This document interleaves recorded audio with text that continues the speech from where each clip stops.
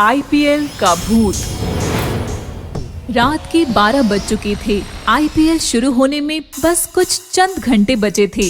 Jaipur super king के कप्तान Randhir Sharma grand hotel के बिस्तर पर खर्राटे ले रहे थे।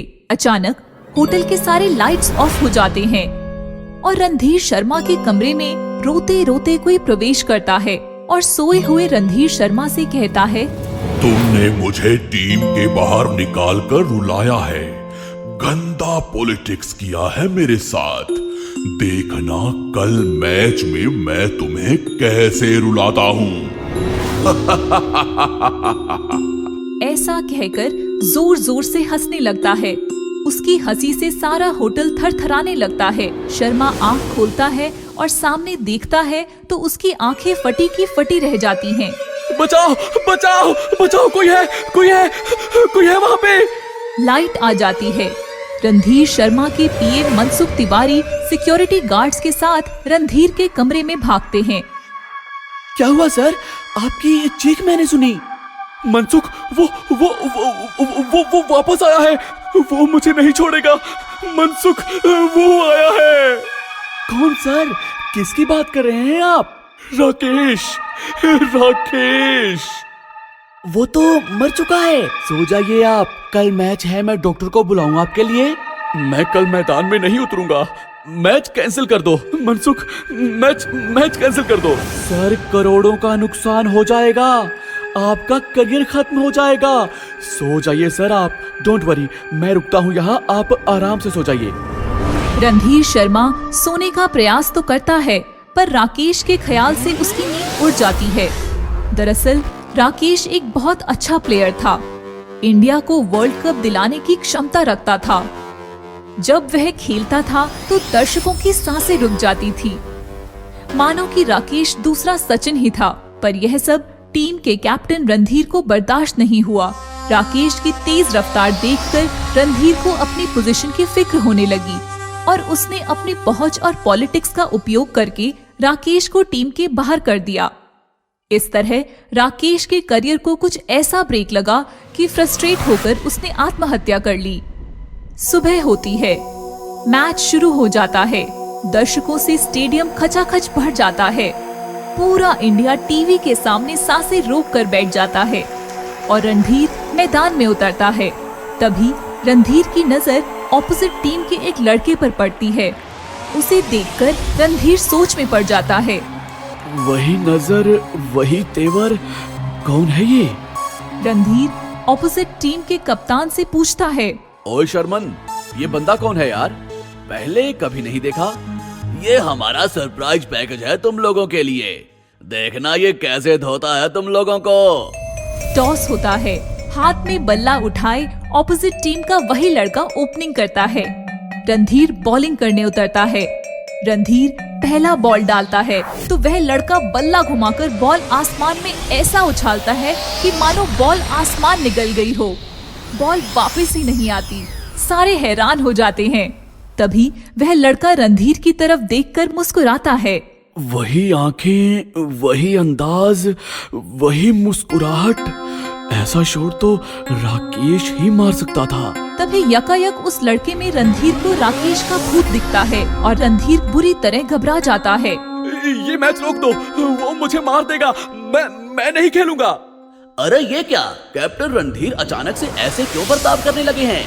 रोक दो, ये मैच रोक दो, ये मैच रोक दो। रणधीर की हालत देखकर टीम के मालिक रणधीर के पास आते हैं। क्या हुआ?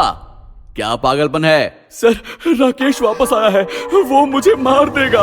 और मैं हार गया तो मैं तुम्हें मार दूंगा। जानता है करोड़ों रुपए इन्वेस्ट किए हैं मैंने।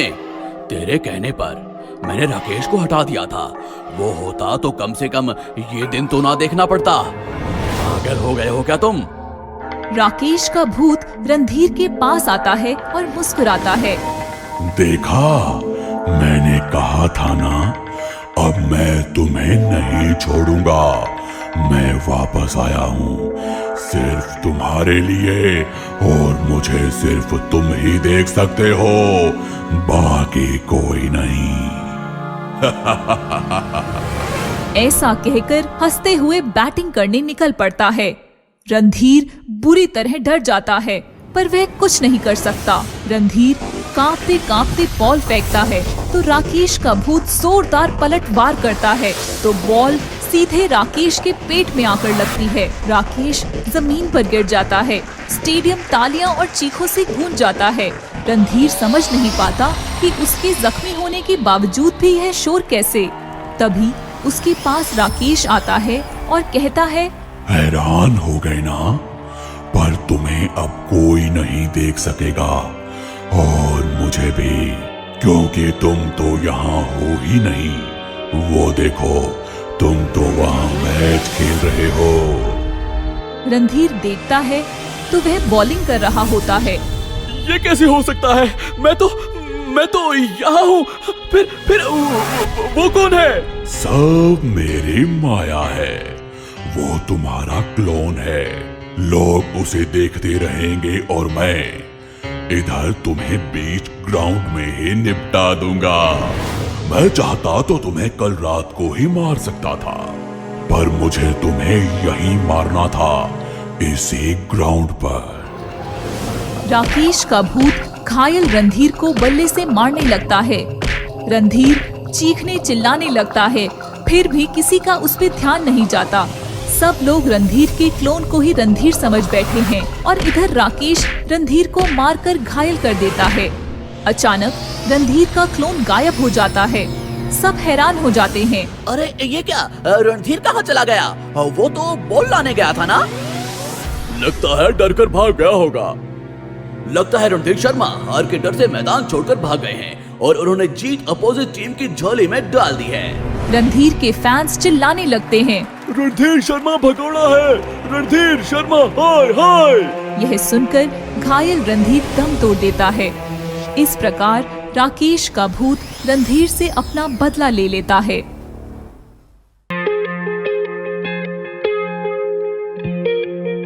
रात का समय था। रोहित मोबाइल पर पबजी खेल रहा था। चल कवर दे कवर दे कवर दे कवर दे। यस यस शाबाश। रोहित की मम्मी आती है। क्या हर वक्त पबजी पबजी पबजी, खाना भी नहीं खाता।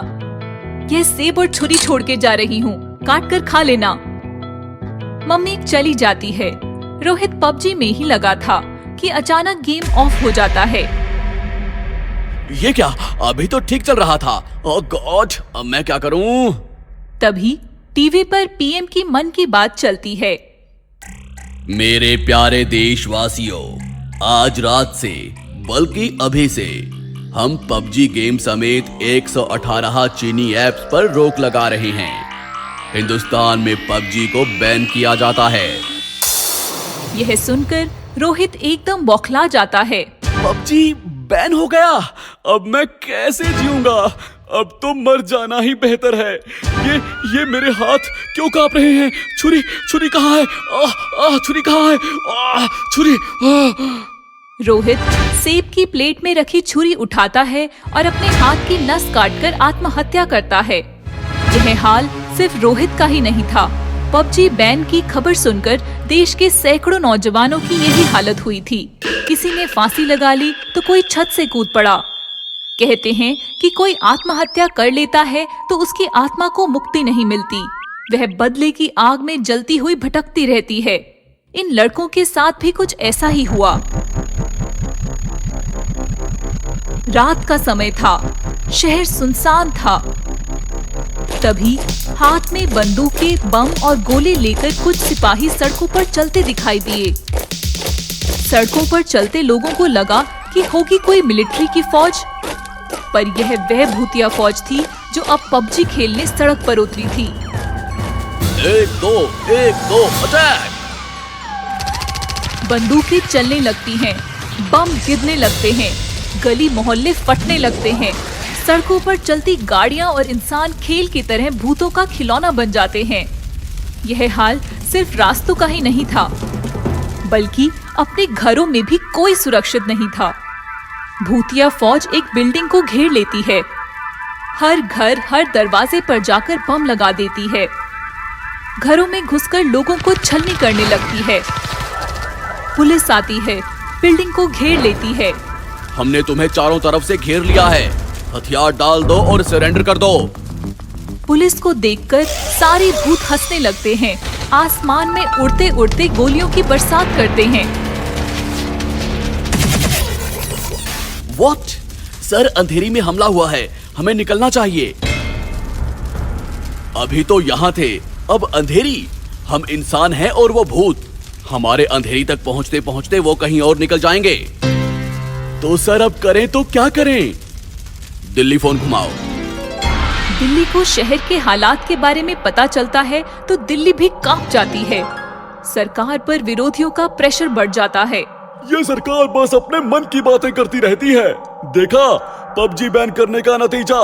कल 100 नौजवानों ने आत्महत्या कर ली और आज वही 100 नौजवान भूत बनकर शहर में पबजी खेल रहे हैं। आखिर ये सरकार क्या कर रही है? पीएम ने तुरंत डिटेक्टिव करण को बुलावा भेजा। करण, शहर की हालत का अंदाजा आपको है। आपने ऐसे ढेरों केसेस निपटाए हैं। क्या मैं आपका टिकट बुक कर दूं? कहिए, कब निकलना है? करण शहर में आता है, पुलिस अफसर के साथ बात करता है। दिन में गायब रहते हैं और रात को हंगामा करते हैं। आप उन्हें कैसे रोकोगे? इन भूतों की कमजोरी है पबजी, और कमजोरी का फायदा उठाना करण अच्छी तरह जानता है। रात होती है, करण को फोन आता है। सर, पुलिस हेडक्वार्टर पर हमला हुआ है। करण तेजी से पुलिस हेडक्वार्टर की तरफ निकलता है। इधर भूत बम और बंदूकों से हेडक्वार्टर्स का नामो निशान मिटा रहे थे। जय पबजी, जय पबजी, जय पबजी, जय पबजी। तभी वहां करण पहुंचता है। जय पबजी। भूत करण की तरफ बढ़ते हैं। जय पबजी, कौन है तू? मैं डिटेक्टिव करण, मोदी जी ने भेजा है मुझे। हमें मारने के लिए? हम उसी वक्त मर गए थे जब पबजी बैन किया था। अब मरेंगे नहीं, सिर्फ मारेंगे। तुम गलत समझ रहे हो। मैं मारने नहीं, समझाने आया हूँ। मतलब? देखो, पबजी हमारा नहीं, हमारे दुश्मन देश का गेम था। उसको बैन नहीं करते तो चीन की अर्थव्यवस्था मजबूत बनती और वो चीनी हम पर हमला करते। इससे हमें कुछ लेना देना नहीं है। पबजी पर से बैन हटाओ, हम सब चले जाएंगे। ये तो नहीं हो सकता, पर एक काम हो सकता है। क्या? पबजी जैसा ही एक हिंदुस्तानी गेम लॉन्च होने जा रहा है और हम चाहते हैं कि आप सभी भूतों को इस गेम में कैरेक्टर दिया जाए और आप सबको हमेशा हमेशा के लिए अमर किया जाए। क्या आप इस हिंदुस्तानी गेम में इंस्टॉल होने के लिए तैयार हो? सारे भूत कुछ सोच में पड़ जाते हैं और फिर कहते हैं, हाँ, हम तैयार हैं। बोलो, हम क्या करें? आप सब इस बोतल में आ जाइए। जल्दी ही आपको नए हिंदुस्तानी गेम में इंस्टॉल करके लॉन्च किया जाएगा। सारे भूत बोतल में घुसकर कैद हो जाते हैं। करण बोतल का ढक्कन लगाता है। सर, क्या सच में पबजी जैसा गेम लॉन्च करने वाले हैं? आप भी पबजी खेलते थे? नहीं सर। फिर आप बेवकूफ कैसे बन गए? मान गए सर आपको भी और मोदी जी को भी। आप दोनों को शत शत नमन।